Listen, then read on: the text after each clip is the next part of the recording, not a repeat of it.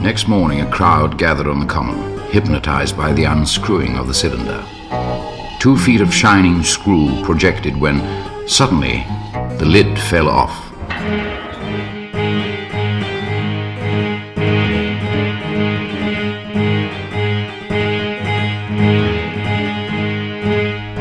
Two luminous, disc-like eyes appeared above the rim. A huge, rounded bulk, larger than a bear, rose up slowly, glistening like wet leather. Its lipless mouth quivered and slavered, and snake-like tentacles writhed as the clumsy body heaved and pulsated.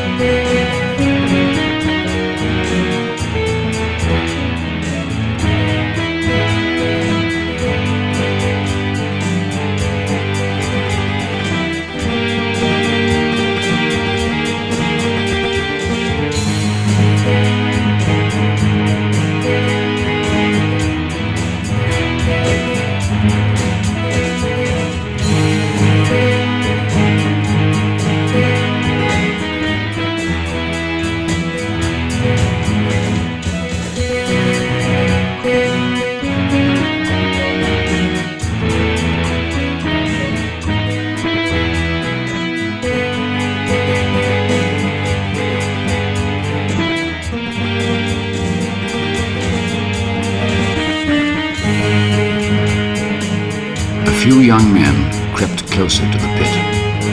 The tall funnel rose. Then an invisible ray of heat leapt from man to man, and there was a bright glare as each was instantly turned to fire. The heat ray swept around, turning every tree and bush into a mass of flame, an invincible sword of heat.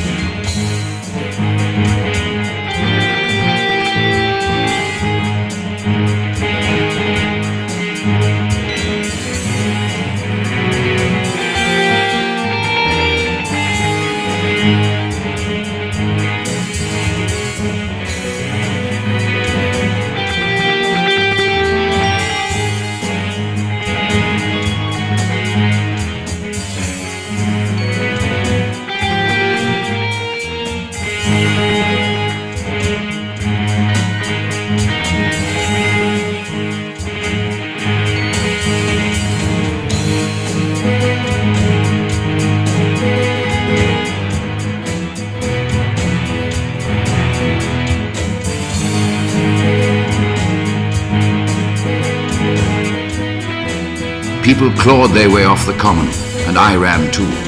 I felt I was being played with, that when I was on the very verge of safety, this mysterious death would leap after me and strike me down.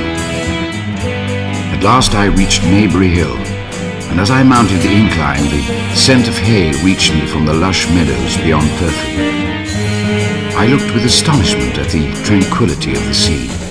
Neatly shuttered houses dozing in the late afternoon heat, gardens sweet and gay with a profusion of flowers, and my neighbor offering me strawberries over the fence. Later, in the dim coolness of my home, all I could swallow was a little wine before I sank into a restless, haunted sleep.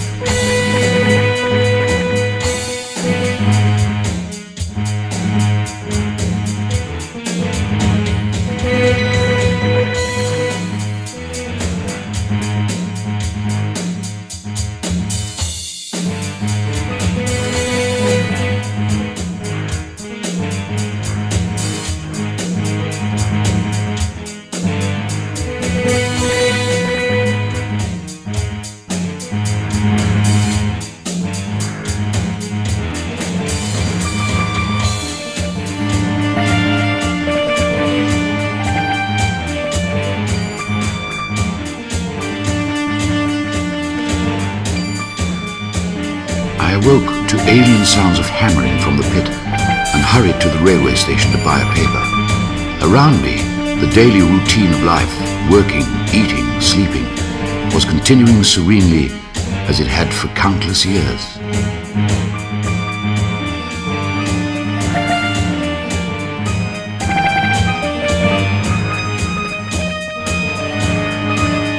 The newsboys' shouts were lost in the familiar ringing of trucks and whistle of trains. Excited men rushed in and said one or two adventurous souls had crawled near the Martians in the night, never to be seen again. But they aroused no more interest amongst the travellers than drunkards would have done. On Horsell Common, the Martians continued hammering and stirring, sleepless, indefatigable, at work upon the machines they were making. Now and again a light like the beam of a warship's searchlight swept the common, and the heat ray was ready to follow.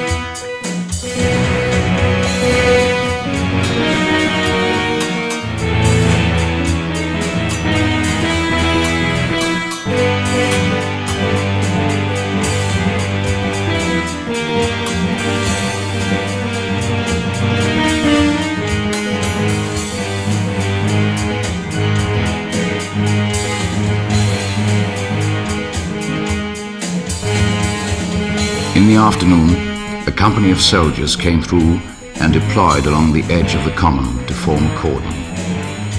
I felt more secure now that the army was in control, even though the hammering continued and there was a steady streamer of smoke from the pit. That evening, a falling star with a trail of green mist landed in the woods with a flash like summer lightning. This was the second cylinder.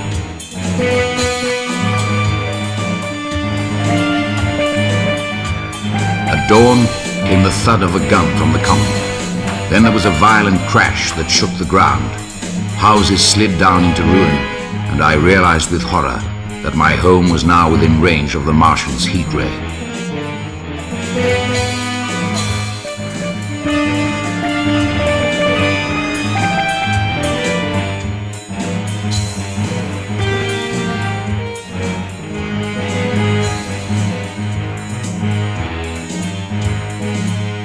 Overhead, dark clouds were driving fast, and then, startlingly, it was as though the clouds had been pierced by a thread of green fire. It was the third falling star.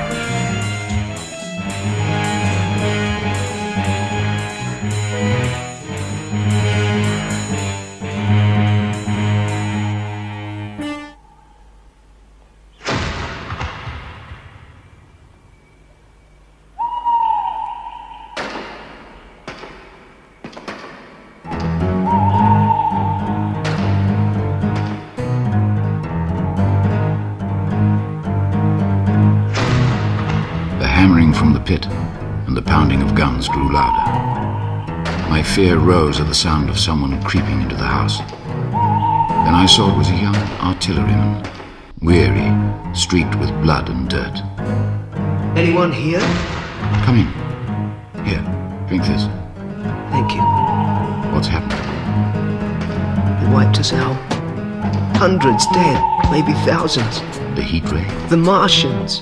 They were inside the hoods of machines they'd made. Massive metal things on legs. Giant machines that walked. They attacked us. They wiped us out. Machines? Fighting machines. Picking up men and bashing them against trees. Just hunks of metal. But they knew exactly what they were doing. There was another cylinder came last night. Yes. Yes, it looked bound for London.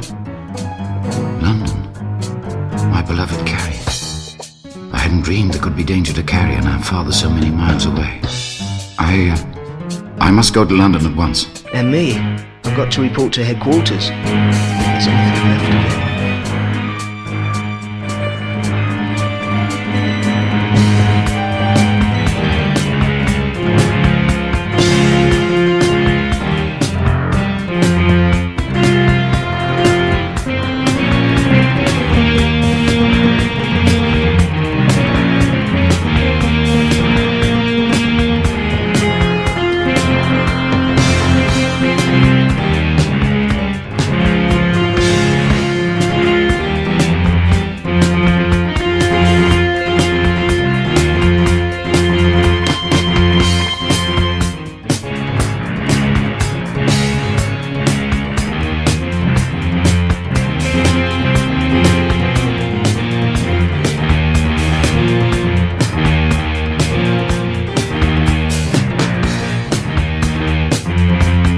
We started out on foot. At Byfleet we came upon an inn, but it was deserted. The artillerymen found the kitchen and we filled our stomachs and then our pockets with everything we could hold. Look, a bottle of whiskey. That's a lucky find. We hurried onwards. There didn't seem to be a living soul anywhere. Is everybody dead? Not everybody. Look, 6 cannons with gunners standing by. Bows and arrows against the lightning. They haven't seen the heat wave yet.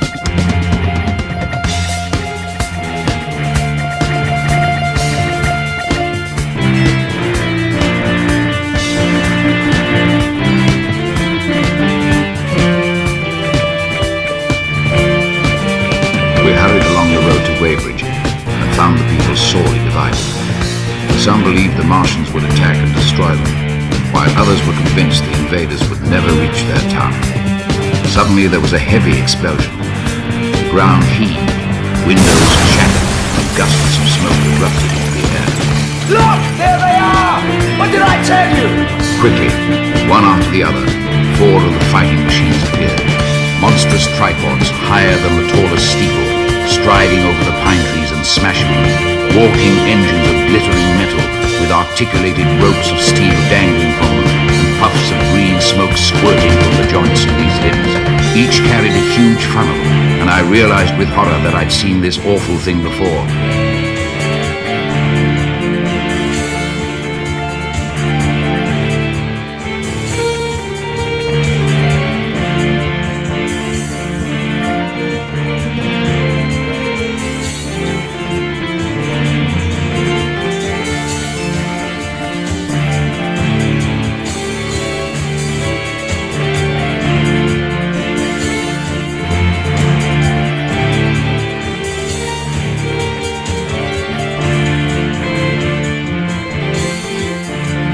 A 5th machine appeared on the far bank. In a moment it raised itself to full height, flourished the funnel high in the air, and the ghostly, terrible heat ray struck the town.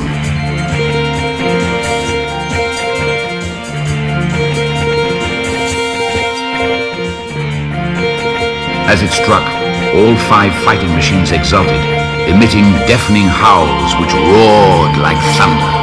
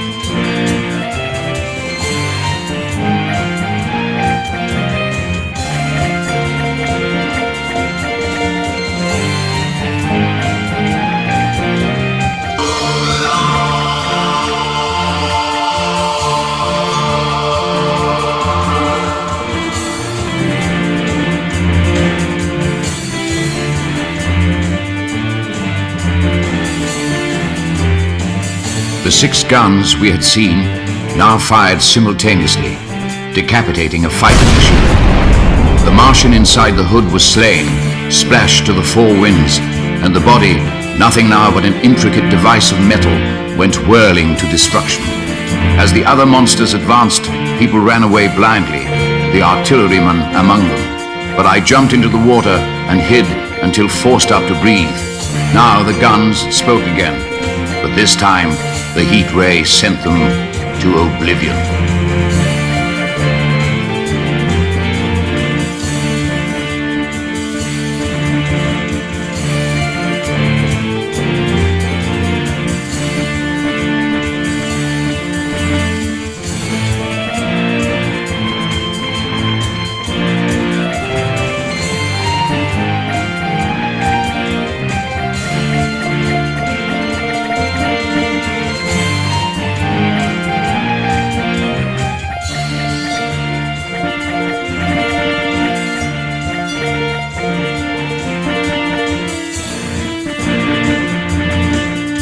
With a white flash, the heat ray swept across the river. A huge wave near to boiling point rushed upon me, and I screamed aloud.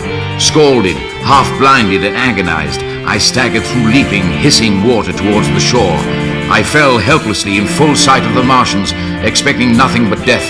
The foot of a fighting machine came down close to my head, then lifted again as the 4 Martians carried away the debris of their fallen comrade. And I realized that by a miracle, I had escaped.